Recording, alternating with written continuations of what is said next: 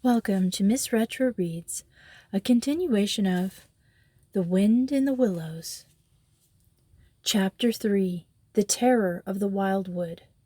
For a long time Mole had wanted to meet Badger, who was considered an important person with an influence on everyone around him.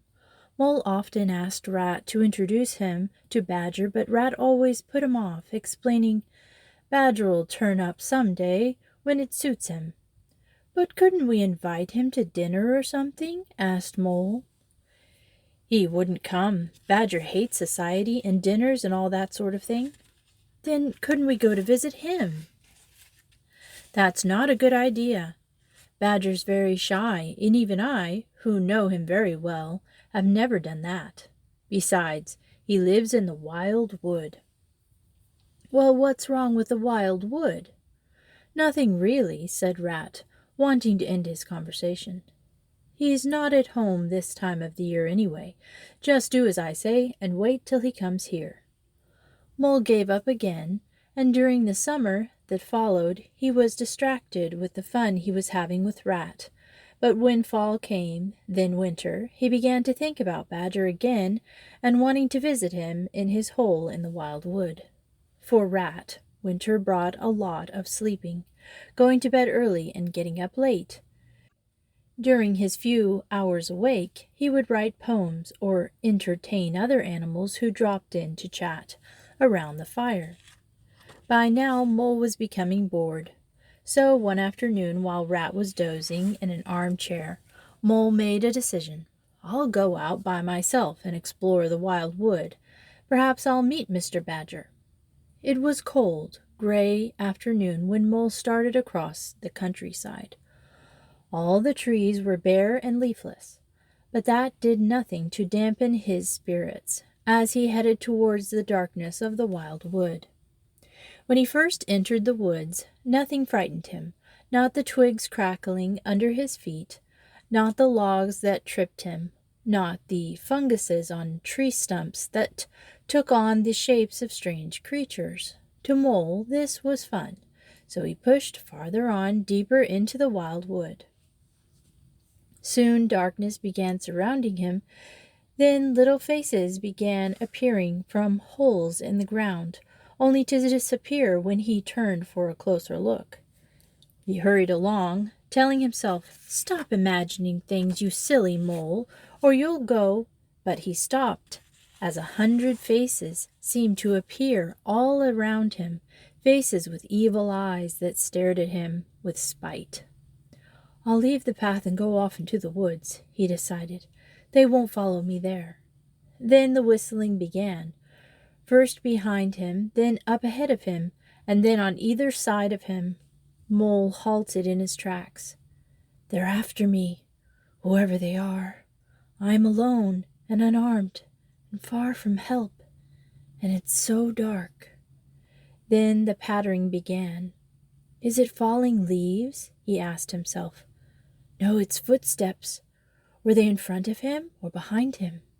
The pat, pat, pat grew and closed in on him from all sides.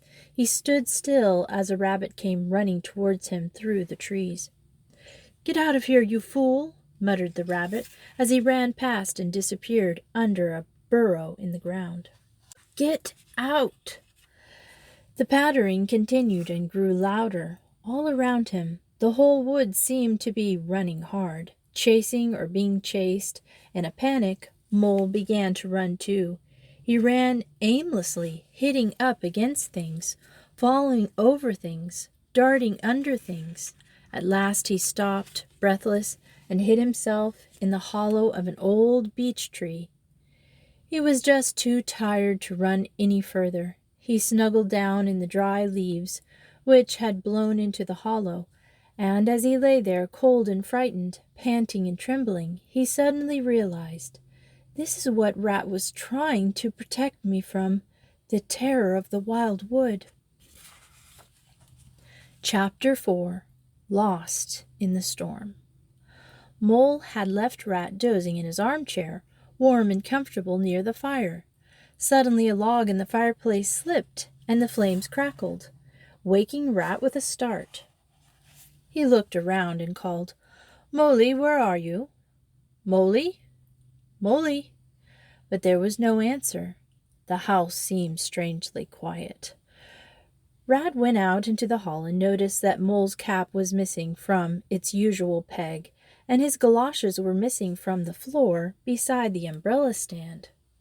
"Where's he gone off to now?" murmured Rat, as he opened the front door, poked his head out. "Why, there are Mole's tracks in the mud, and they're leading straight across towards the wild wood. I'd better go after him." So Rat strapped a belt around his waist and shoved 2 pistols into it. Then he picked up a thick club and hurried out the door. It was almost dusk when he reached the outer edge of the trees of the wild wood, and he entered with no hesitation and no fear. The little faces that popped out of holes vanished immediately at the sight of the brave Rat with his pistols and club. And the pattering and whistling, which had begun when he entered the wood, stopped too. Rat bravely crossed the wild wood on the path, then turned and wandered off into the underbrush, calling all the way, "Molly! Molly! Molly, where are you?" After about an hour, a weak voice answered. Following the sound of the voice, Rat made his way to the foot of an old beech tree and called once more, "Molly! Molly!" "Ratty, is that really you?" came a weak voice from inside a hollow of the tree. "I've been so frightened." Rat crept inside the hollow and said to his trembling friend, "Molly, you really shouldn't have done this. No one from Riverbank comes here, especially not alone and not without the magical passwords and tricks that can get you safely through. But never mind that now. We'd better start for home while there's still some light." "Dear Ratty," said the poor mole, "I'm simply too exhausted to move. I must rest a while longer if I'm to have the strength to make my way back home." "All right," said the kind-hearted Rat. "Take your rest." And while Mole slept, Rat stood guard with a pistol in each paw. When Mole awoke a while later, the 2 friends prepared to leave for home. But a surprise greeted them outside the hollow. "It's snowing, and snowing hard," said Rat, as they looked out across a gleaming carpet of white covering the ground. "Still, we've got to make a start somehow. The problem is, I don't know exactly where we are." But the 2 set off bravely, holding on to each other and pretending to be cheerful as they trudged along. The snow was getting so deep they could barely lift their small legs from one step to the next, and the wind was blowing so hard they were often pushed back more than they were moving ahead. After 2 hours, they stopped and sat on a fallen tree trunk to catch their breath. Their bodies were aching and their clothes were drenched from all the tumbles they had taken. There seemed to be no end to this wood, no way out. "We can't sit here too long," said Rat. "It's getting too cold and the snow is getting too deep for us to walk through." "What can we do?" asked the shivering Mole. Rat looked around and pointed ahead of them. "See the dell over there? That small valley covered with little rounded hills? Perhaps one of those hills has some sort of cave or hole with a dry floor where we could rest until we both have our strength back. By then maybe the snow will have stopped." So they got to their feet and struggled down into the dell. They were investigating one of the hills when Mole suddenly tripped and fell forward on his face. "Oh, my leg!" he cried, sitting in the snow and holding his leg in his front paws. "Poor Mole, you're not having much luck today," said Rat kindly, and he got down on his knees to look at his friend's leg. "Yes, Mole, you've cut your shin." "I must have tripped over a branch or a tree stump," sobbed Mole miserably. "It hurts." "It's a clean cut," said Rat as he bandaged it with his handkerchief, "but it wasn't made by a branch or a stump. It looks more like a cut from a sharp edge of something metal." Rat got up and began scraping in the snow around them. He scraped and scratched, with all 4 legs working busily, until he cried out, "Hooray! Come and see, Molly." Molly hobbled to where Rat was dancing happily in the snow. "See? See what?" demanded Mole. "I'm seeing nothing that I haven't seen lots of times before at everyone's front door. It's a plain and simple door scraper to clean the mud off one's feet." "I can't see why you're so happy to see a door scraper that you'd do a dance when I'm in such pain." "But don't you see what it means, you dumb animal? It means some careless and thoughtless person has left his door scraper in the middle of the wild wood, where it's sure to trip someone." "Oh dear," cried Rat. "You are dumb. Just stop arguing and come help me scrape." And he began to dig through the snow again. Soon they uncovered a very shabby doormat, and Rat exclaimed triumphantly, "See, what did I tell you?" "Absolutely nothing," snapped Mole in exasperation. "You've found another piece of junk someone has thrown away, and you're happy about it. So go ahead and do your dance again. Why you're so happy I'll never understand." "We can't eat a doormat, or sleep under a doormat, or sit in a doormat and have it give us a ride home over the snow." "Do you mean to say that this doormat doesn't tell you anything? Really, Ratty, don't you think you're being foolish? Who ever heard of a doormat telling anyone anything?" "I can't believe how thick-headed you are. Just scrape and dig on the sides of all the hills around us if you want some place warm and dry to sleep tonight." And Rat began to dig furiously in a snowbank beside him, poking in every few minutes with his club. Mole sighed, fearing his friend had lost his senses, but he began digging too, for no other reason than to pacify his friend. After about 10 minutes, Rat's club struck something that sounded hollow. The two animals soon cleared the snow away and uncovered a wooden door. On it was a brass plate neatly engraved with the name Mr. Badger. "Rat, you're a wonder," cried Mole. "You're absolutely brilliant. The way you figured out that a door scraper and a doormat meant we were at someone's door. Oh, Ratty, if only I had your head, I'd—" "But you haven't, and you're not doing much good sitting in the snow and talking. Get up and start banging on that door." Chapter 5. Mr. Badger. After what seemed like a very long wait, Rat and Mole heard an angry voice grumbling through the door. "Who is it this time, disturbing people on a night like this?" "It's me, Rat, and my friend Mole. Please, Badger, let us in. We've lost our way." "Oh, my dear friend Ratty," exclaimed Badger, opening the door wide. "Come in at once, both of you. Why, you must be frozen and almost dead, being out on such a night." By the light of the candle in Badger's hand, the two animals saw their host in his long dressing gown and ragged slippers. He led them down a long, gloomy passage filled with tunnels and heavy wooden doors. Stopping at one such door, Badger flung it open, and the two animals entered a large, warm, firelit kitchen.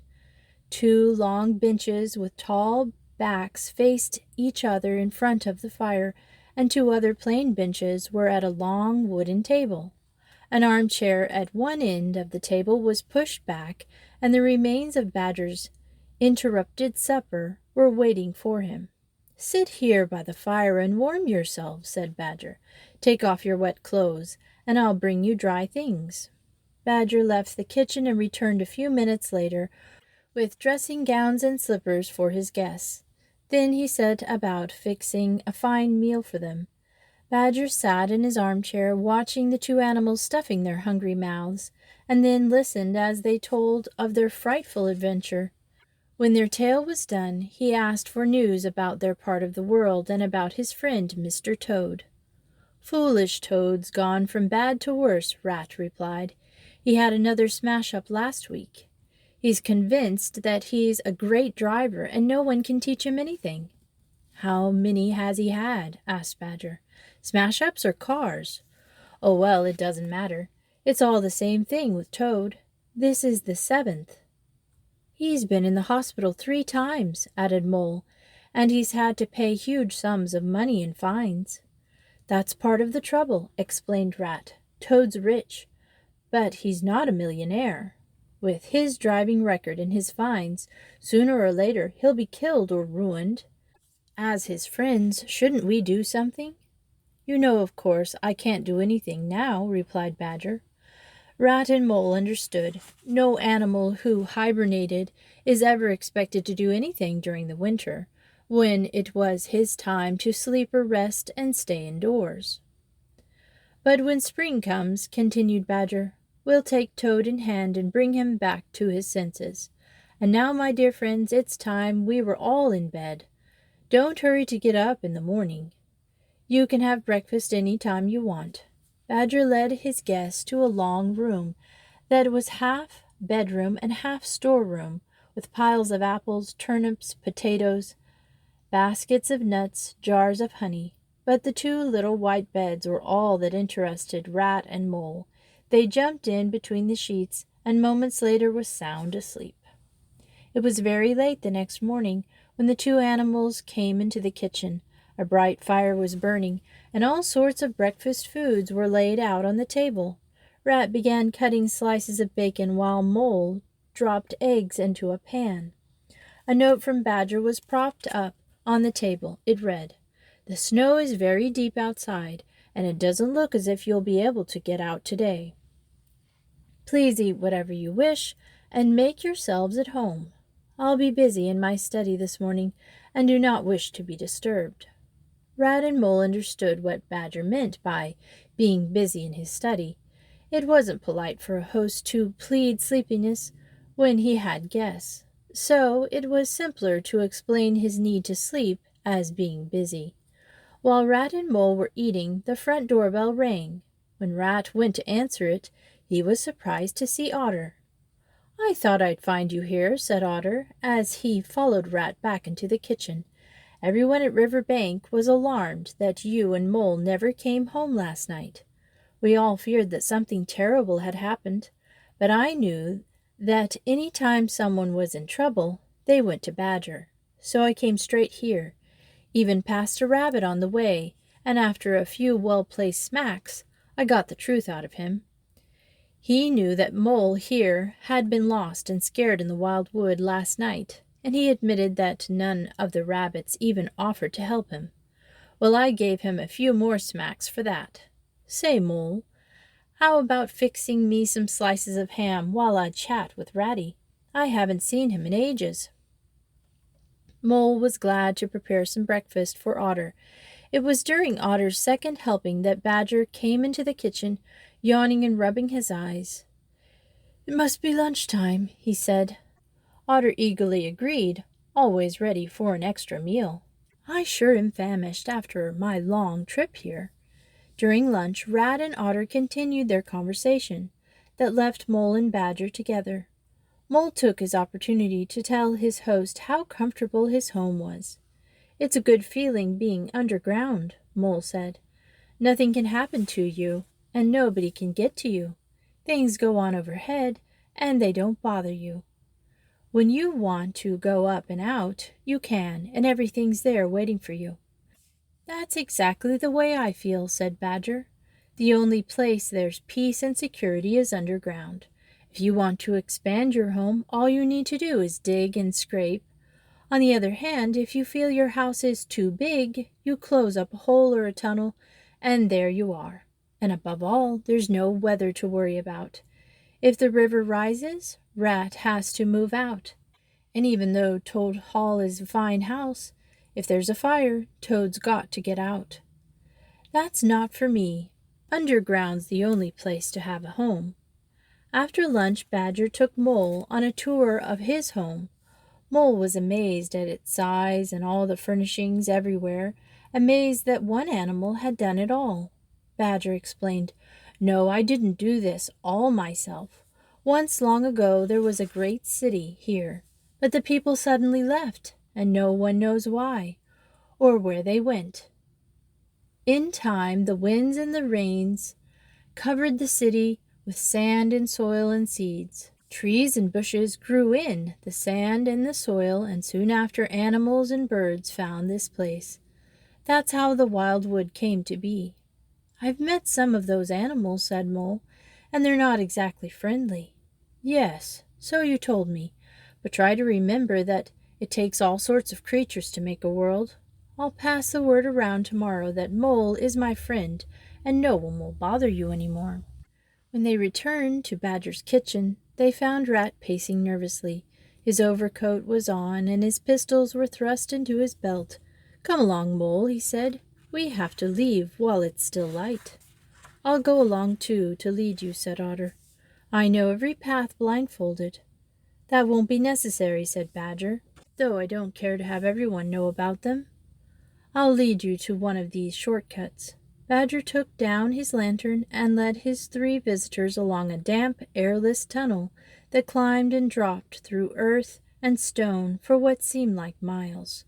When daylight finally appeared at the end of the passage, Badger said goodbye to his friends, and then he pulled the branches and brush and leaves back over the opening so that it was as hidden as before. Once outside, Otter took charge. He led Rat and Mole away from the wild wood and back towards the river, towards home and all the things that were familiar to them. And we will continue this story next Wednesday. And thanks for listening to Miss Retro Reads.